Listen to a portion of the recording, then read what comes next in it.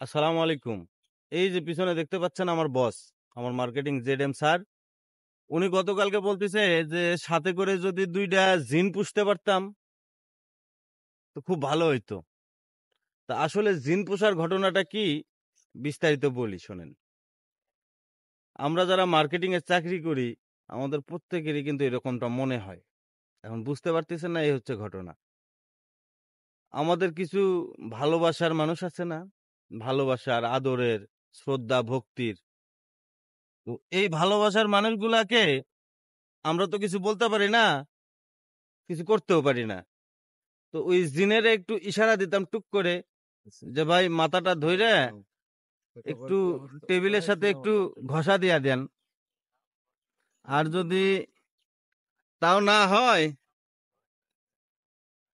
আচ্ছা, আর যদি তাও না হয় তাইলে একটু পুকুরে ধরে চুবানি দিন।